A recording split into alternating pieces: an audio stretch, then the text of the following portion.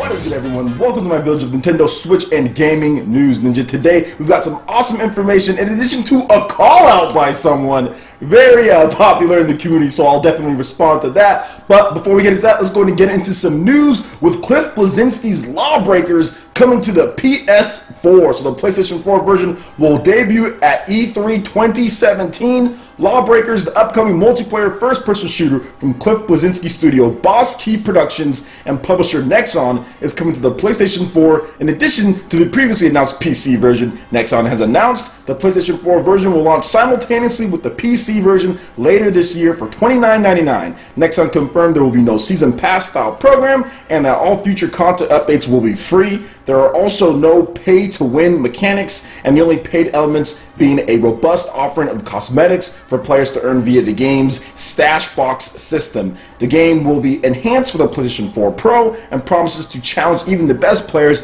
with its thrilling, fast-paced, omnidirectional gameplay from innovative movement systems and combat abilities. The PlayStation 4 version will make its playable debut at E3 2017 from June 13th to June 15th. Here's an overview of the game. From the mind of Cliff Bleszinski, Lawbreakers is set in a brand new futuristic world where the laws of gravity have been turned upside down. A war between the law and the breakers rages across a variety of iconic locations such as the boiling oceans of Santa Monica coastline to the gravity-ravaged Grand Canyon and beyond. So for those who don't know who Cliff Bleszinski is, he is pretty much the original or one of the original creators of Gears of War. He worked for Epic, he made a ton of money for them, then he ended up leaving. He also was the creator of Jazz the Jackrabbit or something like that, which was a really innovative game back in its day for what it was trying to do technically. So Cliff Bleszinski's been around for a while.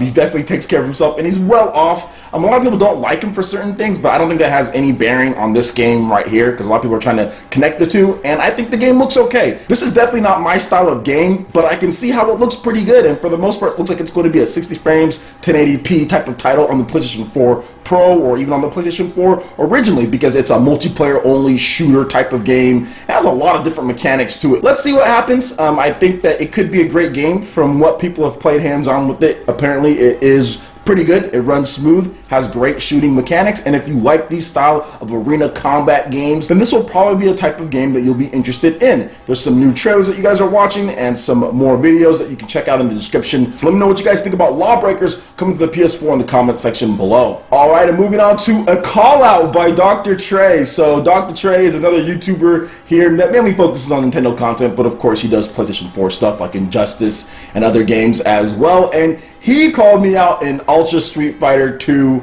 the final challenges for the Nintendo Switch. Now, just to let you guys know, I've been playing Street Fighter for quite some time. I have the original Street Fighter 2, and I also have Super Street Fighter 2. So I've been playing Street Fighter for quite a bit. I was never really good at these games, though, when I was a kid growing up. My brother would mercilessly beat the crap out of me, and I was never good at Street Fighter at all. But unlike Dr. Trey, when it comes to Smash Brothers, I'm not gonna duck and dodge you, okay, Trey? So, when the game does come out, I will accept your challenge. Will I win? Probably not. I'm not very good at the game, I'll admit. However, for years, you've been ducking me at this game right here, okay? You've been ducking me, and you know you have. So, I would say that as a Nintendo fan, you should at least know how to play this game before you start talking about the newest iteration of an old game, Street Fighter. So that's just me. I'm just saying that, but I gladly accept your challenge, and I'll be more than happy to play against you in Ultra Street Fighter. He called it Ultra Seat Fighter 2. He also calls out a couple other people. He calls out Sean Long from Nintendo Enthusiast and Retro Gaming Tube 85. He also calls out Shokyo as well, who also does videos here. Yeah, check out the video. He's singing to the original Ultra Street Fighter. I thought it was hilarious, like the video, the way he did it. Like, it wasn't even on tune or anything like that. It was off and he was singing to it. I thought it was funny. I'll play a little snippet for you guys here.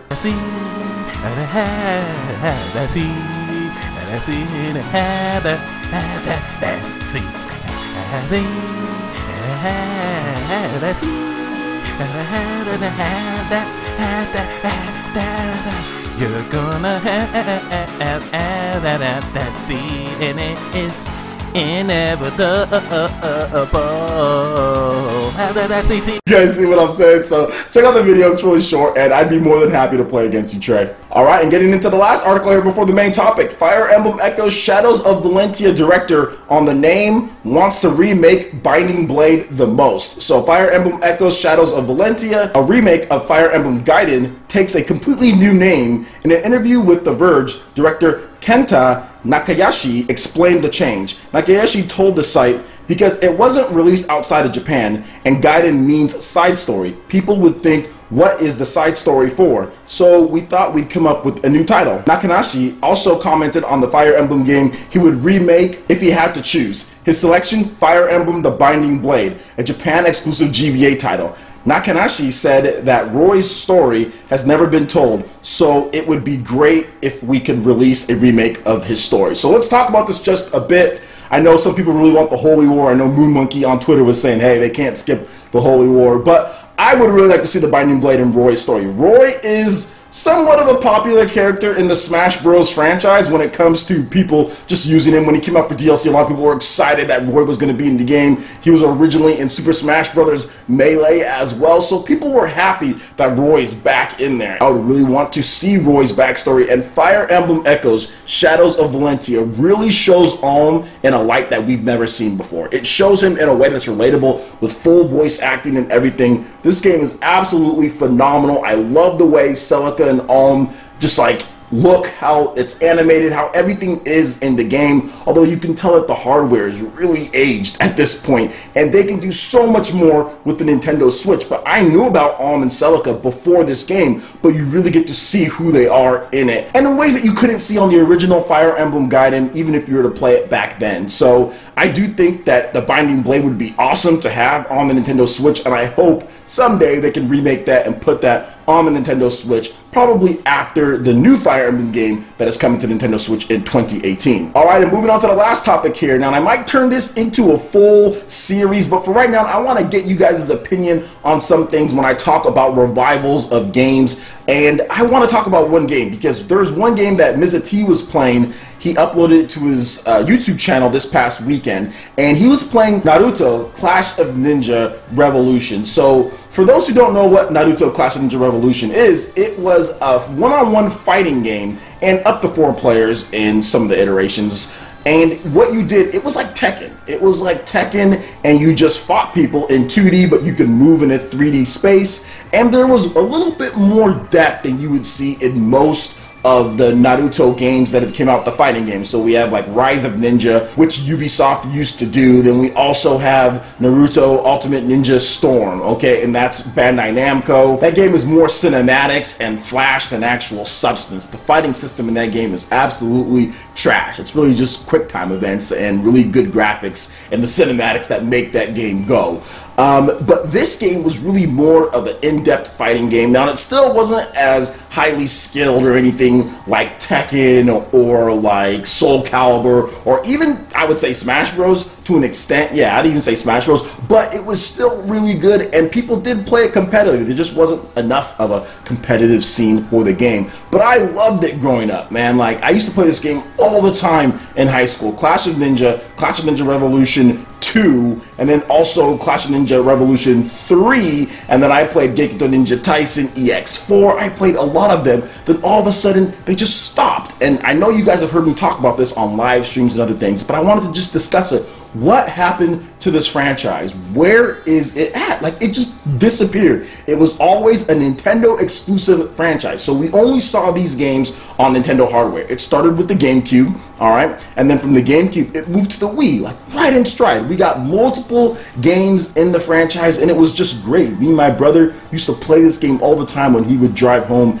back here because he lives in a different city. And it was just amazing. We had a lot of fun playing this game, and it was one of the few fighting games that I could actually beat my brother in, so that was exciting for me. But I do want to talk about this, because where is it at? And I think it needs to come back. I want to see a revival of Naruto, Gekido Ninja Tyson, or the Clash of Ninja series It is a fantastic combo-based, like, built system. Great jutsus in there, fantastic controls. It was always smooth, 60 frames per second. Obviously, we never got a version above 480p because we never got a version above the SD that the Wii was capable of. But I would love to see it redone with great graphics. Just imagine what they can do on the Nintendo Switch. I think it's time. What is it, Takara Tami? Whoever publishes this, whoever released these games, they need to understand that people still want Naruto Clash of Ninja. This is still something people want. There was even those games, some of them sold over 1 million units worldwide on the Wii. So I would love to see them bring this back.